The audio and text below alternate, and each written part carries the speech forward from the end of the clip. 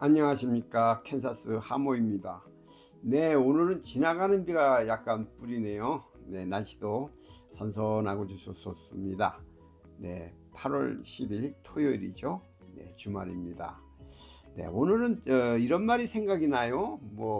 구슬이 서말이라도 꿰어야 보배다. 네, 그렇습니다. 아무리 좋은 재료, 아무리 좋은 어떤 쓸만한 것이 있다 하더라도 그것을 마무리를 못하고 한다면은 잘 다듬지 못하면은 좋은 가치 있는 것으로 만들 수 없다. 이런 내용이겠죠. 네, 우리 호중 가수님이 정말 그의 가지고 있는 재능은 훌륭하고 고급지고 정말 슈퍼 탤런트죠. 역대급 재능. 네, 그렇습니다. 그런데 누가 어떻게 이 재능을 이끌고 꿰어줄 것이냐 이거죠. 구슬이 서말이라도 꿰야 되는데 이걸 어떻게 앞으로 꿰어서 세계적인 테너, 성악가, 엔터테이너, 아티스트가 되느냐. 네, 이게 참 관건이죠. 어디서부터 시작을 해야 될지. 먼저 우선 자신이 자기 자신을 잘 이걸 다스려서 그 구슬을 꿰어야 되겠죠. 그리고 가까운 주변 분들이 그걸 꿰어주는 것을 도와주고 협력하고 이끌어가야 되겠습니다. 정말 그의 앞날에 구슬을 잘 꿰는 분들이 찾아와 주셨으면 정말 좋겠습니다. 네, 오늘은 김호중 가수가 법의 심판을 받고 난 후 제대로 잘 구슬을 꿰어야 하는데 참고가 될 만한 분이 말씀하신 게 있어서, 이분은 형사 전문 변호사이신 노종원 변호사님이신데요. 그의 경험담과 김호중 가수의 주변을 보는 시각을 살펴보았다고 합니다. 좀 쓴소리도 나는 것 같아요. 그렇지만 김호중 가수의 앞날을 위한다면 한 번쯤은 생각해 볼 필요가 있다고 생각하기에 제가 영상을 만들어 보았습니다. 그럼 소개해 보겠습니다. 많은 분들 지금 너무도 국민적 관심사죠. 김호중 씨 사건이요. 근데 제 생각으로는 이 김호중 씨 사건이 김호중 씨가 잘했다 아니면 무고하다 이런 류의 얘기를 하려고 이 방송을 하는 건 아닙니다. 제 생각으로는 김호중 씨가 좀 더 소속사에서 초동의 대처를 잘했으면 이렇게까지 전 국민적 비난을 받지는 않았을 거라고 생각해서 좀 아쉬움이 남아서 이 방송을 하게 되었어요. 이게 언론 기사를 통해서 보게 되면은 김호중 씨가 무슨 범행을 부인하고 도주하고 무슨 초고위 전관을 선임해서 이 상황을 무마하려고 했었고 굉장히 파렴치하게 묘사가 됩니다. 근데 어쨌든 저는 좀 엔터 쪽의 일을 좀 많이 해보고 많은 분들도 만나보고 소속사 분들도 많이 만나본 경험을 토대로 해서 어떤 소속사의 대처에 대한 아쉬움에 대한 부분을 좀 얘기해 볼까 해요. 첫 번째, 김호중 씨 사건과 관련해서 최초에 김호중 씨가 사고를 낸 이후에 잠깐 자리를 이탈해서 전화를 하는 모습이 나옵니다. 그리고 운전자 바꿔치기다, 매니저가 다시 와서 조사를 받았다, 이런 일로 인해서 어마어마한 비난을 받게 됩니다. 그리고 음주운전도 하지 않았다라고 했다가 나중에 결국은 음주운전을 했다라고 자백을 하게 되고요. 이게 과연 아티스트의 단독으로 한 행위라고는 절대로 볼 수가 없어요. 이 취지를 좀 설명드리도록 할게요. 사람은 누구나 본인이 잘못을 저질렀을 경우 그 상황을 피하고 그거에 대해서 좀 숨기고 싶어하는 마음이 누구에게나 다 있습니다. 그게 잘했다라는 얘기가 아니라 누구에게나 그런 인간의 본성이 있다라는 걸 이야기하고 있습니다. 그래서 대한민국 형법은 범인 도피와 증거 인멸에 있어서 자신의 범행에 대해서 증거를 인멸하거나 자기가 도망치는 행위에 대해서는 처벌하지 않고 있습니다. 어떻게 보면은 그게 도덕적으로 비난받을 행위가 될 수 있을지언정 그것을 법으로 강제하는 것은 어떻게 보면은 인륜에 반하지 않냐라는 입법자의 고려가 들어있는 거거든요.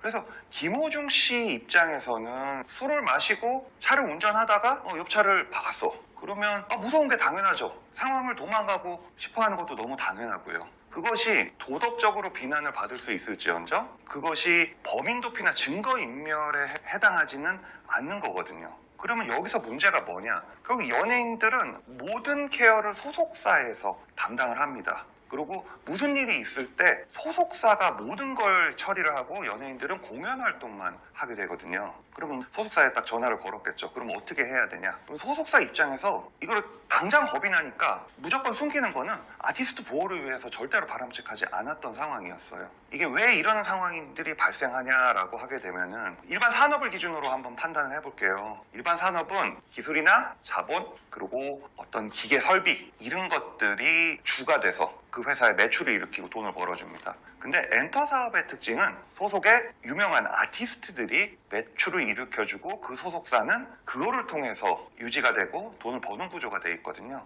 결국은 이 엔터 사업의 본질은 사람이 주된 자원이라는 거예요. 그리고 사람은 어때요? 기계랑 달라요. 기술이랑 달라요. 결국은 인간의 감정이나 건강 상태, 정신의 영향을 굉장히 많이 받는 나약한 존재입니다. 특히 아티스트들은 일반적인 직장 다니시고 사회생활 하시는 분들이랑은 달리 좀 예술적인 성향이 굉장히 강해요. 무슨 얘기냐? 어떻게 보면 감정의 폭도 굉장히 큽니다. 그리고 정서적으로 좀 불안정할 때도 되게 많이 보여요. 그러면 소속사는 그 예술가인 아티스트를 케어를 해야 됩니다. 그러면 그 케어하는 방식의 문제인데요. 결국은 아티스트가 돈을 벌어주니까 그냥 무조건적으로 아티스트의 편만을 들거나 결국 아티스트가 해달라는 대로 다 해주는 경향이 있고요. 그리고 또는 소속사 입장에서도 이 아티스트를 기반으로 다른 사업들을 여러 가지 하게 되죠. 그렇게 되니까 결국은 소속사가 아티스트를 진짜 보호하기 위해서는 어떻게 해야 할 것인가에 대한 배려가 좀 부족한 상황들이 굉장히 많이 발생합니다. 소속사 입장에서는 아티스트와 전속계약 기간이라는 게 있기 때문에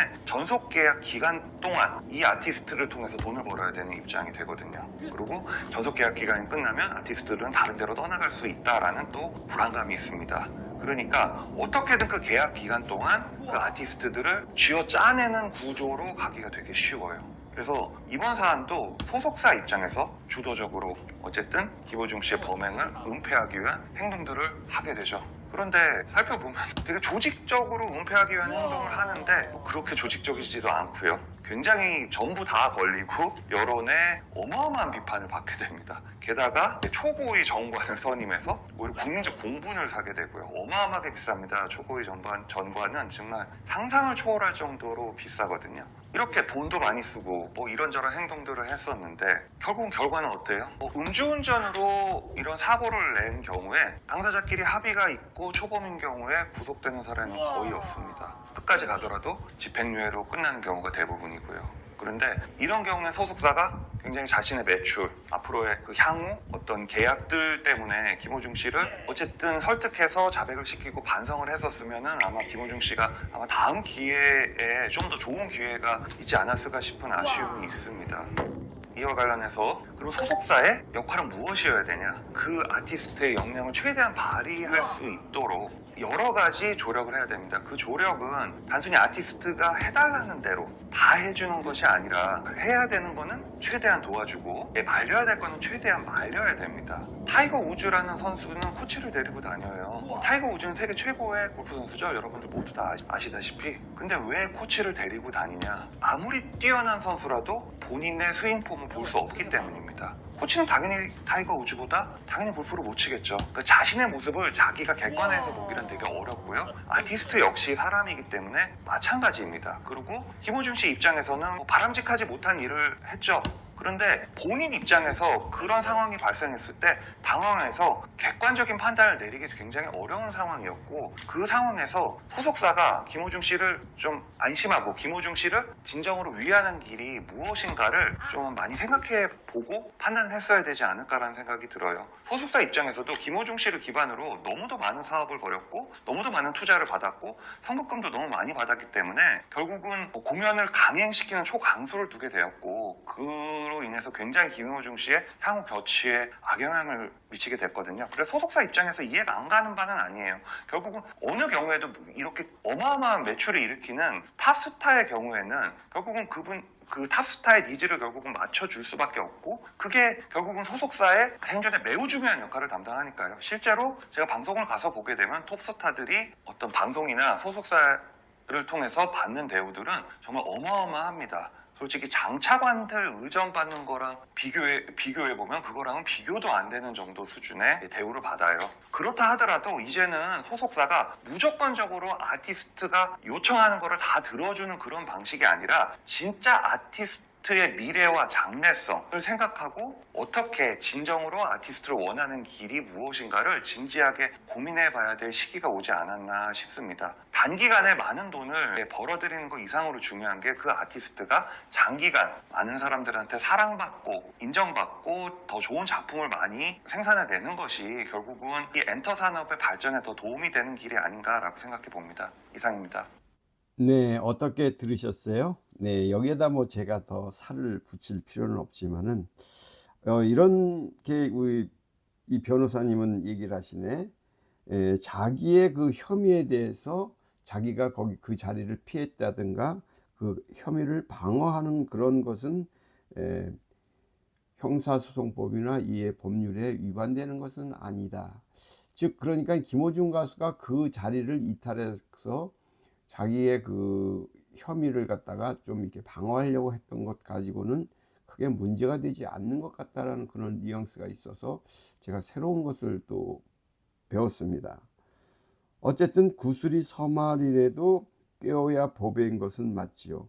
그리고 세계적인 스타들도 그 옆에는 전문 코치가 배치되어 있다라니까 호준 가수님이 앞날에도 그 주위에는 그의 그 목소리를 갖다가 이렇게 관리해 보고 그 옆에서 들어봤을 때 그것을 잘 관리해 줄 수 있는 그런 분이 소속사나 이 주변에서 배치를 해주면 어떤가.